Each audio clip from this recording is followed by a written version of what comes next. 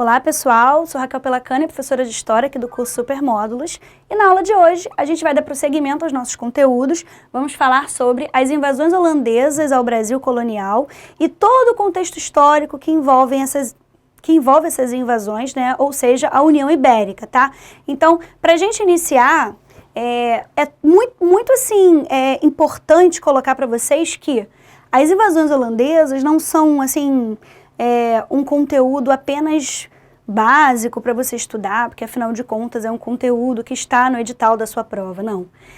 Esse é um assunto interessante porque ele traz uma consequência muito assim grave para o Brasil colonial, para a economia do Brasil colonial, que foi o declínio da economia açucareira, certo? Então, para a gente entender por que o comércio do açúcar no Brasil colonial começou a entrar em decadência, a gente precisa entender as invasões holandesas.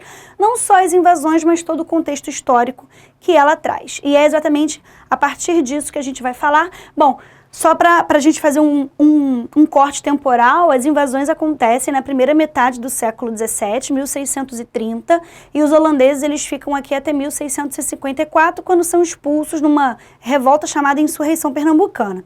Mas a gente vai chegar lá. Vamos então falar desse contexto histórico chamado União Ibérica, e aí é interessante a gente falar o seguinte. Primeiro, definir o termo países ibéricos.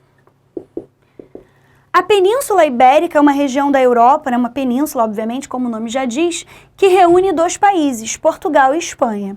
Então, quando eu falo de países ibéricos, eu estou falando de Portugal e eu estou falando de Espanha, tá, gente? Então, é muito importante isso aqui. Isso aqui tem que estar no teu sangue já. Porque muitas questões falam, porque os países ibéricos... Não, porque essa foi uma característica ibérica, então esse termo é muito comum, então a gente tem que ter isso na cabeça, tá? Quando eu falo de uma União Ibérica, né, que durou aí 60 anos, de 1580 a 1640, eu tenho tem que vir à minha cabeça as coroas portuguesa e espanhola unidas sob o comando de apenas um rei. Só que a palavra união dá a sensação de que, foi tudo lindo, eles resolveram se unir, se abraçaram, vamos governar juntos. Não foi exatamente assim, tá? Eu tenho uma coroa se sobrepondo a outra coroa. Então é importante que vocês tenham isso em mente também. Bom, mas vamos entender como é que isso aconteceu, como é que Portugal e Espanha começaram a ter apenas um rei, né, para iniciar o que a gente chama de União Ibérica. Em 1578, Portugal tinha um rei muito jovem chamado Dom Sebastião. E numa batalha de expulsão dos árabes da Península Ibérica, né, uma batalha chamada Alcácer Quibir, né, o Dom Sebastião ele desapareceu e foi dado como morto, né? Ele era um rei muito querido, então essa questão dele ter morrido, quer dizer, dele ter desaparecido, a população começava a dizer que não necessariamente ele teria morrido, coisa e tal, poderia ter se refugiado ou estar escondido em algum lugar. E aí esse sentimento de que o Dom Sebastião chegaria a qualquer momento, a gente começou a chamar de, nós historiadores hoje chamamos de sebastianismo, né, de tamanha adoração e tudo mais, só que o cara não voltou, obviamente morreu na batalha, né? E de qualquer forma, voltando ou não, o trono não pode ficar vacante, não pode ficar vazio, você precisa substituir o rei imediatamente. Só que, como eu disse, o Dom Sebastião era muito jovem, ele não tinha herdeiros ainda, né? Ele ainda não tinha filhos. Então foram na árvore genealógica do cara e encontraram um parente mais próximo vivo, que era um velhinho cardeal, tio do Dom Sebastião, chamado cardeal Dom Henrique, né? Então, em 1580, quando o Dom Sebastião morre, o cardeal Dom Henrique assume o poder. Só que, como eu disse, esse cara já era idoso, né? E em 1580, 2 anos depois, ele morre também. E aí, uma nova crise dinástica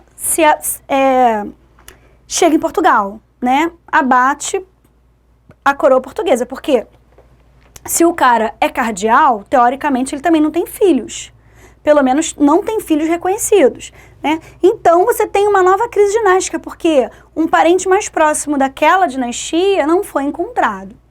Então procura daqui, procura dali, acabaram chegando à conclusão de que o parente mais próximo do cardeal Dom Henrique era um cara espanhol chamado Filipe II, que é esse que está aqui na imagem para vocês. O Filipe II justamente era o rei da Espanha. Então, imagina a seguinte situação, né? Eu tenho, em 1578, um rei português que morre, é substituído, sem deixar herdeiros, é substituído pelo tio, que também morre sem deixar herdeiros, e o próximo do trono é justamente o rei da Espanha. Então você tem o rei espanhol ocupando também o trono português. É claro que essa transição não foi tão rápida, não foi tão simples, não foi tão fácil. Inicialmente, por conta do movimento sebastianista, a população rechaçou o Filipe II, não quis que o Filipe II assumisse, a nobreza de Portugal também ficou bastante resistente, só que ele era o herdeiro legítimo do trono, não tinha muito o que fazer. Então ele precisou assumir o trono, né? Só que ele deixou assim a nobreza portuguesa bem à vontade, porque afinal de contas ele governou sem fazer muitas alterações em toda a organização, né, das funções reais, quer dizer, funções reais não, das funções governamentais. Então, se você é um nobre português que tinha um determinado cargo lá no reinado do Dom Sebastião e depois no reinado do cardeal Dom Henrique, quando chega o Filipe II, o cara mantém você no seu cargo. Então a nobreza ela foi se aquietando, foi se acalmando e foi deixando o Filipe II reinar de uma maneira mais assim, tranquila, né? Bom, o contexto histórico é esse, tá? Só que agora a gente vai precisar vir aqui pro quadro para eu mostrar um negócio rapidinho para vocês. Qual era a situação? A situação era que Portugal e Holanda, nessa época, tinham uma relação muito amistosa. Por quê? Porque, afinal de contas, o açúcar produzido numa colônia portuguesa, que é o Brasil, agora a gente chegou no Brasil, né, que era onde a gente queria. Esse açúcar que Portugal tinha em mãos, ele era vendido para a Holanda refinar e distribuir. A gente, inclusive, já teve essa aula que a gente falou de economia açucareira, né? Eu disse para vocês que esse açúcar, ele era distribuído por uma companhia de comércio holandesa chamada Companhia das Índias Ocidentais, né? Como a gente conversou. E o que vai acontecer? A relação era muito boa. Um precisava do outro, né? Paralelamente a isso, eu tenho a Espanha e a Holanda com uma relação muito conflituosa. Como assim? Naquele momento, Filipe II, ele tentava dominar alguns territórios dos Países Baixos, e a Holanda está inserida nesse contexto. Então, é uma relação de dominação espanhola e tentativa de resistência a essa dominação por parte da Holanda. Então, não tem uma relação muito boa entre Espanha e Holanda, e entre Portugal e Holanda a relação é excelente. Se vocês entenderam isso, e se vocês conseguiram enxergar que a União Ibérica, né, eu tenho os países ibéricos unidos, porém, quem está favorecido nessa união é a Espanha, afinal de contas é o rei espanhol que ocupa o trono português, onde eu leio Portugal, eu deveria ler o quê? Espanha. Ora, a relação de Espanha e Holanda é conflituosa. Então, a relação entre Portugal e Holanda vai acabar virando conflituosa também. Isso vai afetar diretamente o Brasil. Então é o seguinte, o Filipe II proibiu que a Companhia de Comércio holandesa, a Companhia das Índias Ocidentais, continuasse fazendo comércio com o açúcar brasileiro. E aí a Holanda simplesmente se ferrou, porque ela não pode ficar sem esse lucro. Eu tenho uma companhia de comércio inteira para lidar apenas com o açúcar brasileiro. Então isso é muito grave, né? O que a Holanda vai decidir então? Invadir o Brasil. Eu, Holanda, preciso continuar lucrando com o açúcar brasileiro. Se eu não tenho mais uma relação comercial para que esse açúcar chegue à minha mão de uma maneira pacífica e legalizada, então eu vou fazer esse açúcar chegar à minha mão de outra maneira, uma maneira bélica, conflituosa. Então eu vou ter que invadir o Brasil. Inicialmente, né, os holandeses se basearam na ideia de que, aí eu vou até passar o slide aqui, né?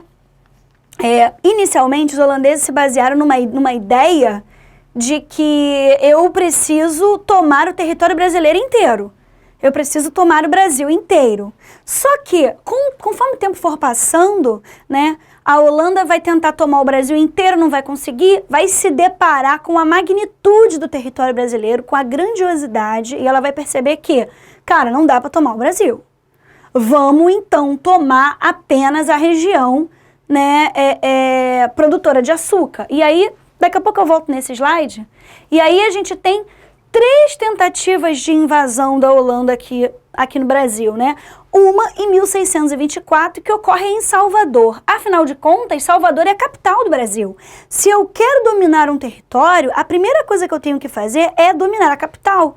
Porque se é da capital que saem as ordenações, a administração daquele território inteiro, se eu domino a capital, eu domino o território inteiro. Então, com base nessa lógica, que é uma lógica bélica, sei lá, antiquíssima, né? Vamos invadir Salvador, que é a capital. Não conseguiram, afinal de contas, a capital de um território é a cidade melhor protegida daquele território. Então, em 1624, tentaram invadir através de Salvador, como eu disse, fracassaram, a população se uniu às forças militares portuguesas e conseguiram resistir a essa dominação holandesa. Beleza, 6 anos se passaram e o que os holandeses perceberam? Olha, a gente vai invadir só a região açucareira principal do Brasil, que é Pernambuco, né? E aí, invadiram Pernambuco em 1630. Essa invasão, ela até foi bem sucedida, porém, os holandeses não conseguiram sair da região portuária. Então, eles invadem, conseguem fazer frente, só que não conseguem avançar pelo território. Então, eles ficam retidos ali no litoral. 7 anos depois, já em 1637, é que essa invasão holandesa que está presa no litoral, ela consegue avançar com a chegada de um administrador da Companhia das Índias, chamado Maurício de Nassau. Esse cara, ele chega e faz uma proposta quase irrecusável e os pernambucanos abrem as portas, estendem um tapete vermelho e os holandeses conseguem entrar pacificamente no território pernambucano como um todo, né? Daqui a pouco eu vou exibir para vocês quais foram essas cláusulas da proposta irrecusável, tá? Mas antes, agora que a gente já entendeu o contexto, a gente já entendeu por que a Holanda quis invadir o Brasil, né? Por que a relação entre Portugal e Holanda, que era tão boa, acabou virando uma relação difícil, e que essa invasão de fato aconteceu e deu certo para os holandeses, pelo menos durante um tempo. Eu vou mostrar aqui para vocês nos slides as consequências dessa União Ibérica para o Brasil, para a gente depois falar especificamente. Bom, a primeira coisa é que o meridiano de Tordesilhas, obviamente, foi largamente desrespeitado. Raciocina comigo, naquela nossa aula de expansão marítima, a gente falou sobre isso, né? A galera aí que é da turma militar não teve especificamente essa aula, mas de expansão marítima, mas a gente falou de Tordesilhas quando a gente viu a aula sobre povoamento do território brasileiro, né? Que a gente falou do Tratado de Tordesilhas. Então, todos vocês já tiveram alguma noção de Tratado de Tordesilhas. E todos vocês também já sabem que o meridiano de Tordesilhas, ele passa pelo território brasileiro, né? Dividindo, né, o mundo entre territórios portugueses e espanhóis. Só que, vamos olhar para o Brasil. Se no meio da colônia passa um meridiano que separa o território que hoje é o Brasil entre, né, para o lado direito ali, em direção ao Oceano Atlântico português, para o lado esquerdo, em direção ao Oceano Pacífico, Espanha, e se eu tenho o rei espanhol governando toda a Península Ibérica, gente, Tordesilhas vai ser desrespeitado. Porque tanto faz o que é português, o que é espanhol, entendeu? É o mesmo rei. Então eu tenho o início desse desrespeito ao meridiano de Tordesilhas, tá? E aí, Tordesilhas vai cair só mais tarde, em 1750, com o Tratado de Madrid. Ali, oficialmente, ele vai deixar de existir. Mas até lá, ele vai existir na teoria, mas na prática, completamente desrespeitado. E esse desrespeito começa aqui, certo? Bom, eu tenho também um código, né, legislativo chamado Ordenações Filipinas. Ali eu tenho as leis que foram desenvolvidas por Filipe II para serem obedecidas em Portugal e de quebra no Brasil também, né? Essas leis, como eu já falei para vocês, visava, assim, o Filipe II ele era muito esperto e ele não vai querer bater de frente com a nobreza de Portugal. Então essas leis, elas visam a manutenção dessa nobreza de Portugal para que ela não se revolte contra o novo rei, que é espanhol, né? O monarca, então, ele vai manter essa estrutura político-administrativa, ele não vai mexer quase em ninguém. E como eu falei no início da aula, assim a nobreza portuguesa ela se acalma e o Filipe II consegue ter assim um governo mais tranquilo, né? Todo o dinheiro arrecadado pelo governo português e também em outras colônias, né, em outras formas de aquisição monetária portuguesas, tudo é envolvido nos conflitos da Espanha. Então, assim, se politicamente o Filipe II faz um governo que deixa Portugal tranquilo, economicamente, Filipe II vai fazer um governo que vai deixar Portugal no buraco.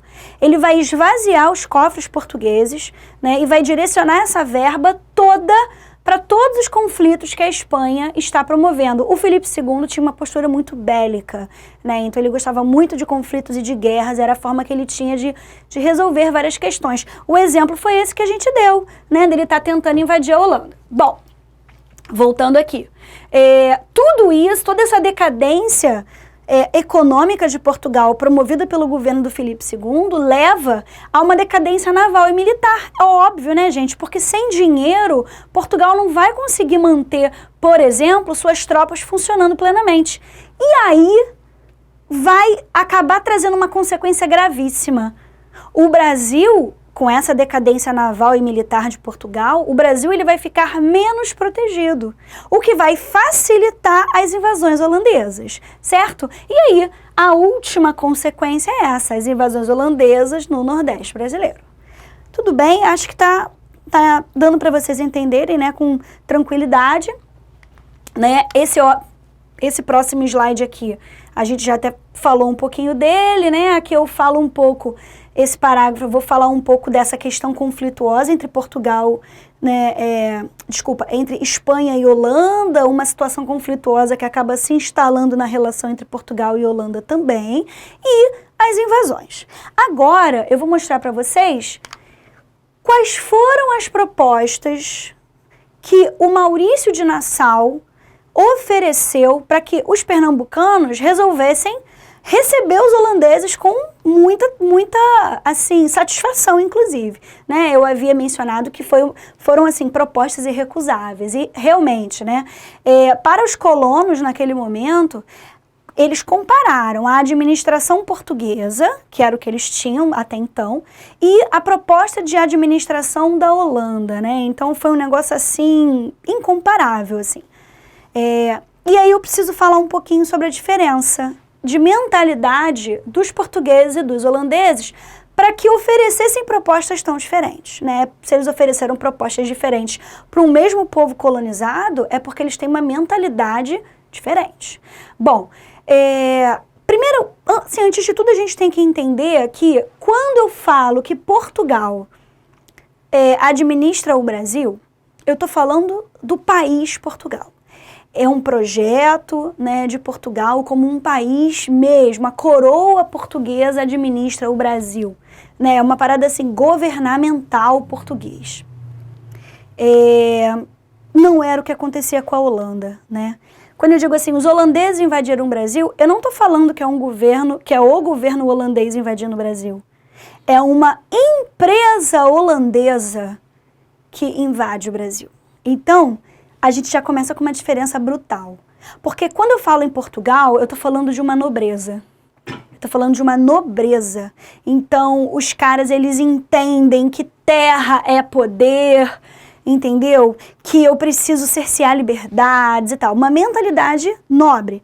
Agora, quando eu falo da Holanda, não é mais uma nobreza. Os caras são burgueses, eu disse, é uma empresa holandesa, é a Companhia das Índias. Os caras são burgueses, eles não estão nem aí para a religião que você tem, desde que você produza capital. Entendeu? Eles não estão nem aí se você vai usar mão de obra escrava, indígena, africana, se você vai botar tua mãe para trabalhar, ele não está nem aí. Ele quer que você produza capital. É a mentalidade burguesa, é diferente, se mete menos na vida da pessoa. Né? O burguês, ele é mais individualista, ele quer saber dele. O nobre, ele é mais coletivizante, ele quer dominar, né? É uma mentalidade mais feudal que o nobre traz. E esses novos tempos, a gente já está na Idade Moderna, século XVI, são tempos burgueses, certo? Então, a primeira coisa que eu acho que é assim, interessante da gente falar, né? Eu não vou seguir essa ordem aqui não, tá, gente? Porque a ordem aqui, de repente, não está exatamente igual à minha linha de raciocínio hoje, tá? Então, se eu estou falando dessa questão de diferença de mentalidade entre nobreza e burguesia, a primeira coisa que eu vou dizer que o Nassau trouxe foi tolerância religiosa. Cara, isso era uma parada muito louca, assim. No século XVI, numa colônia de exploração na América, você falar em tolerância religiosa, era inédito, né? No século XVI era inédito. E aí eu tenho os holandeses, que eram basicamente calvinistas, né? Como burgueses, de uma maneira geral. Então eles não estavam nem aí se você era judeu, se você era católico, satanista, o que você quisesse ser. Se você não era nada, dane-se, produz capital, show, é isso que a gente precisa, né? Bom, uma outra proposta interessante é que as dívidas dos colonos, dívidas que os colonos tinham com os portugueses, essas dívidas foram perdoadas, né? Dívidas perdoadas e novos empréstimos foram oferecidos para os colonos a juros baixíssimos. Então era só jogo-ganho, né? Tudo que eu devia eu não devo mais, beleza, e ainda posso passar a dever outra coisa, ainda posso pegar mais dinheiro agora e a juros menores. Nossa, economicamente super interessante, né? Os impostos, eles foram reduzidos, a cotação do açúcar subiu, ou seja, o preço do açúcar subiu, então se o colono vende açúcar, para ele é excelente ter o preço ter subido, obviamente, aumenta a sua lucratividade. E o Nassau, ele investiu em urbanização e na vida cultural da colônia. Então, eu tenho escolas de arte funcionando, né? Eu tenho observatórios astronômicos sendo inaugurados. Então, uma preocupação com a ciência também interessante, que é bem característica dessa vida cultural renascentista. Isso é tudo muito, muito característico da burguesia também.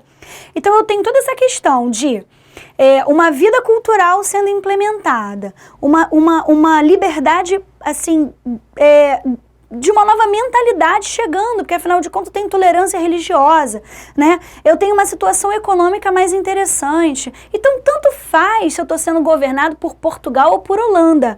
A vida com o Maurício de Nassau em Pernambuco era muito mais fácil e interessante para o pernambucano. Então não havia motivo para resistir à dominação holandesa. Então, como eu falei, esse início, quando os holandeses chegam, eles são meio que tolhidos em Salvador, até mesmo em 1630, lá em Pernambuco, mas em 1637, essa dominação ela acontece pacificamente. Tudo bem até aqui? Vamos dar prosseguimento então. Uma vez que os holandeses já estão instalados em Pernambuco, né? Uma hora isso vai acabar, porque todo esse mar, né? Toda essa vida cor-de-rosa, uma hora ela não vai dar mais tão certo. Por quê? Porque tudo que Nassau ofereceu serviu para que os holandeses pudessem entrar no Nordeste. Mas vocês hão de convir que o lucro holandês deu uma reduzida. Por quê? Se a Holanda, se a Companhia das Índias aumenta o lucro do colono, é claro que diminui seu próprio lucro, né? É uma relação comercial. Então essa questão de você emprestar dinheiro a juros baixíssimos, né, de você aumentar o preço do açúcar, de você perdoar dívidas antigas, tudo isso começou a doer um pouquinho no bolso do holandês.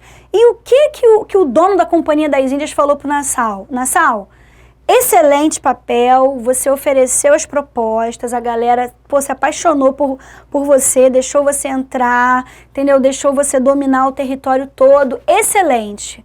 Mas agora as regras vão precisar mudar. Então você agora vai começar a explicar para a galera que os juros dos empréstimos oferecidos vão subir, que a cotação do açúcar vai cair e que a situação vai ser um pouquinho menos vantajosa para eles. O Nassau recusou-se a fazer isso. Então ele já tinha conquistado a confiança de todos os senhores de engenho, tipo, assim, de Pernambuco e tudo mais, estava todo mundo ovacionando o Nassau, então ele não queria retroceder. Então o que o Nassau fez? Despediu-se. Olha, não tenho como fazer isso. Ah, então beleza, então você está fora, a gente vai enviar um substituto. E o Nassau, antes de ir embora, reuniu a galera, explicou a situação e falou, olha, eu tô indo embora porque as regras mudaram e eu não vou aceitar, né, protagonizar uma injustiça tão grande com vocês, né? E aí ele foi embora e os brasileiros começaram a se organizar aqui do tipo, não vamos aceitar quem vai chegar. Nesse momento de que não vamos aceitar quem vai chegar, a União Ibérica já tinha acabado. Né? Porque a União Ibérica ela vai terminar em 1640, né? Aqui eu tô falando já de 1645. Então já tem 5 anos que eu não tenho mais o Filipe II no trono, que eu não tenho mais uma dominação espanhola. O rei de Portugal, o novo rei de Portugal, ele já está no trono e já está desesperado querendo o Nordeste brasileiro de volta. Então, a saída do Nassau e a insatisfação brasileira com relação à Holanda foi o momento perfeito para Portugal aparecer e tentar recuperar o Nordeste brasileiro de volta, né?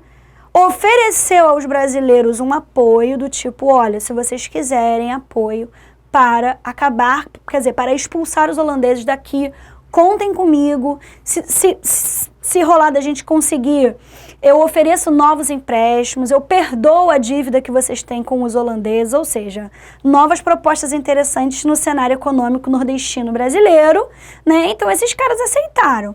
E um movimento de expulsão dos holandeses que durou 9 anos, né? De 1645 a 1654, se iniciou no Brasil. Esse movimento de expulsão dos holandeses a gente chama de insurreição pernambucana. É importante vocês terem esses nomes na cabeça, porque em Pernambuco, por exemplo, a gente tem muitos movimentos coloniais, certo? A gente tem a Guerra dos Mascates, a gente tem, né, a insurreição pernambucana, outros movimentos aí, mais tarde a gente vai ter a Revolução Pernambucana, a gente vai ter a Revolução Praieira, é muita coisa que acontece em Pernambuco, certo? Então é importante que vocês tenham esses nomes organizados dentro dos conflitos específicos que a gente está trabalhando, principalmente o pessoal que vai fazer concurso militar. Pessoal aí da ESA, da SpaceX, Colégio Naval, esses nomes, eles não podem entrar em confusão para vocês, tá? Bom, essa invasão, quer dizer, essa expulsão dos holandeses foi bem sucedida, tá? Durou 9 anos, não foi fácil, mas ela aconteceu de forma bem sucedida para os colonos brasileiros e também para Portugal. E foi bem sucedida principalmente porque Portugal e colonos brasileiros contaram com o apoio da Inglaterra. Estava demorando para a Inglaterra aparecer, né? Mas ela sempre aparece. Quando a gente fala de Brasil colonial, a Inglaterra sempre aparece. Por que a Inglaterra estaria auxiliando Portugal e Brasil nesse sentido? Gente, olha só. A Inglaterra, até então, se a gente voltar aqui no quadro, vocês vão ver, a Inglaterra está de fora disso aqui. A Inglaterra, ela não está lucrando até agora com o comércio do açúcar brasileiro. E, pô, se você for lá para o mercantilismo inglês e você pensar no comercialismo, o que a Inglaterra precisava era estar envolvida com qualquer atividade lucrativa colonial naquele momento. Principalmente tratando-se de Portugal, que era um país tão economicamente devoto à Inglaterra, né? Então, o que a Inglaterra enxerga nesse momento aqui de expulsão dos holandeses do Brasil? Ela enxerga uma oportunidade de, quem sabe, substituir a Holanda no refino e na distribuição do açúcar que vem do Brasil. Porque a Inglaterra percebe, não vai ser mais a Companhia das Índias a fazer isso. Se ela está sendo expulsa do Brasil, não será mais ela. Então, eu vou me apresentar como uma possibilidade. E a Inglaterra começou a investir na criação de refinarias de açúcar, né? E ao mesmo tempo, paralelamente, ajudando Portugal a expulsar os holandeses do Brasil. Resultado de tudo. Holandeses foram expulsos em 1654. A Inglaterra se apresenta como uma possível possibilidade de possível possibilidade ficou feio demais, né? Mas vocês entenderam. Uma possibilidade de refinar e distribuir esse açúcar, né? E assim acontece. Só que tem um pequeno probleminha, só um pequeno problema. Até então, antes de invadir o Brasil, a Companhia das Índias, ela era especializada, a Companhia das Índias Ocidentais, especializada em refino e distribuição do açúcar. Mas ela não entendia nada de plantio, de cana, de cultivo de açúcar. Não entendia nada. A partir do momento que a Holanda invade o Nordeste brasileiro, a Companhia das Índias começa a entender, além de distribuir e de refinar, ela agora entende de produção. Então, quando a Holanda vai embora, ela leva com ela esse conhecimento. A Holanda vai se fixar em Suriname, né? Hoje em dia a gente chama de Suriname, né? Assim, um país que faz fronteira aqui com o norte brasileiro, que era a Guiana holandesa, tá? Ela vai se fixar lá e também numa outra colônia holandesa lá na América Central, que a gente chama hoje de Curaçao, né? Lá na região caribenha e tudo mais. Então, nessas duas regiões, a Holanda ela vai produzir o açúcar, refinar o açúcar e distribuir esse açúcar. Então, o açúcar brasileiro, ele vai entrar em concorrência com... Quase que eu caí. Que eu caí não, pelo amor de Deus, né? Antes a caneta do que eu. Ele não vai cortar isso não, isso vai ficar aí pra vocês mesmo, porque na semana passada o Adriano quase caiu, né? Numa aula aí, depois eu até passo o link pra quem não viu. Deixa eu até guardar isso aqui, que eu fiquei até nervosa agora, né, gente? Caneta, daqui a pouco eu. Até me perdi. Vou voltar. Sim. O açúcar produzido no Brasil, que agora é refinado e distribuído pela Inglaterra, vai entrar em concorrência com o açúcar produzido pela Holanda em Curaçao e Suriname. Bom, teoricamente a gente acha que é uma concorrência leal, justa, que vai dar super certo e tudo mais para o Brasil, mas não é bem assim, sabe por quê? Porque desde que o açúcar começou a ser produzido, todo o mercado consumidor europeu está com contratos assinados com a Companhia das Índias Ocidentais. Então a Inglaterra, com o açúcar brasileiro na mão, ela não consegue vaga, ela não consegue oportunidade comercial, ela não consegue comprador. E o que vai acontecer com o nosso açúcar? Vai entrar numa lenta e humilhante decadência, né? Então essa concorrência com o açúcar holandês vai ser terrível para o Brasil, né? E aí, inclusive, eu trouxe até essa tirinha aqui para vocês, depois vocês vão receber direitinho aí por slide, né? Os portugueses expulsando os holandeses, vão plantar batatas. E aí os holandeses já nas embarcações respondem, não, nós vamos plantar açúcar nas Antilhas e vocês vão se arrepender de terem nos expulsado, né? Então, fala, assim, exatamente dessa decadência. Antilhas, né, por conta de Curaçao, essa região antiliana da América Central que eu havia mencionado, né? Então, é isso, assim, a invasão holandesa, ela acontece dentro de um contexto de União Ibérica, né, e ela traz essa consequência terrível para o Brasil, numa economia tão próspera, né, que era a economia açucareira, numa economia tão interessante, tão lucrativa, ela vai entrar numa decadência, né, muito grande, assim, muito grave, e não vai ter volta, vai ser uma decadência real e definitiva. E aí, o açúcar brasileiro já no século XVII ele começa lentamente a decair, no século XVIII ele já está super mal e aí o Brasil ele vai ter um ciclo econômico açucareiro bem fraco mesmo.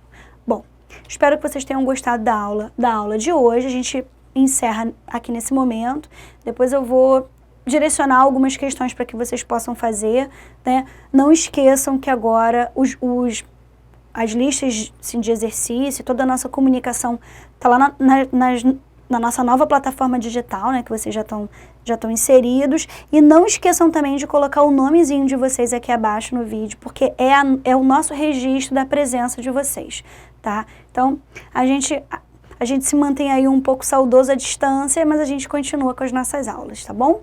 Semana que vem a gente se encontra. Até lá!